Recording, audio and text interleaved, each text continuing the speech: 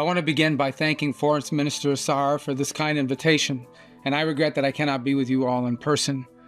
Golda Meir once said, "It took Moses 40 years to find the only place in the Middle East with no oil." But Israel's wealth lay not under the ground, but in its people, the Jewish people, exiles, pilgrims, and dreamers from around the world who made the desert bloom into a high-tech superpower. Israel accomplished this miracle not by abandoning its history and identity, but by embracing them. Sadly, some of Israel's neighbors have failed to appreciate how following Israel's example could have brought prosperity to the region.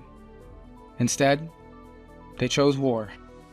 They decided to impoverish their people in a futile effort to destroy Israel. They succeeded in the former, while failing in the latter. Anti-Semitism is the world's oldest bigotry, and given that we are all here today, it is also the world's most futile. Egyptian pharaohs, Roman emperors, Persian shahs, and Middle Eastern despots have sought to destroy the nation of Israel. Adolf Hitler dreamed of a world without Jews, an idea he shares with Hamas. Today, these regimes and empires have crumbled into dust, but Israel stands, and the Jewish people prosper.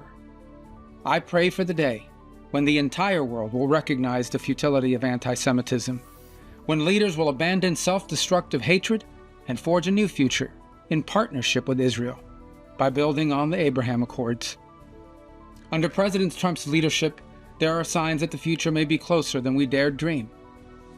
But only if we can overcome the futile, persistent evil of anti-Semitism can we reach that future. Earlier this year, I stood beside Foreign Minister Saar at the Yad Vashem Memorial. I remembered the millions of Jews who were slaughtered and reflected on the meaning of the words, "Never again." The importance of those words were brought home to every American last week when Yaron Lashinsky and Sarah Milgram were murdered in cold blood outside of the Capitol Jewish Museum here in Washington, D.C.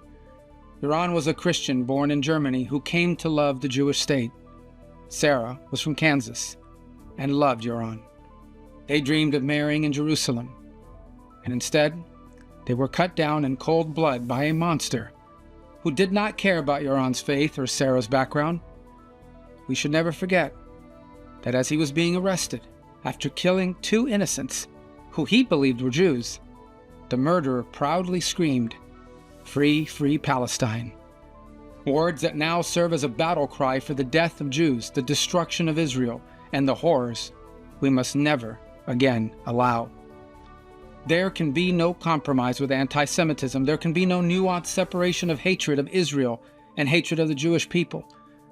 Those who call to boycott Israel are calling for the boycott of their Jewish neighbors and classmates.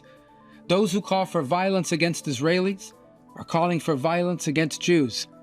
Those who call for the destruction of Israel are calling for the destruction of the Jewish people. That is why, as we extend our prayers to Yaron and Sarah's loved ones, we must stand in solidarity with Israel. There can be no coexistence with evil. There can be no nuance to hatred. Under President Trump, the United States will stand with the Jewish people. We have implemented a vigorous new visa policy that will prevent foreign nationals from coming to the United States to foment hatred against our Jewish community. We are holding international organizations and nations accountable for rhetoric against Israel that resurfaces in the manifesto of monsters, like Yaron and Sarah's killer. But we do see an eventual light at the end of this long tunnel of suffering. One can imagine a Middle East in which the Abraham Accords eventually reign. So thank you for the opportunity to address you.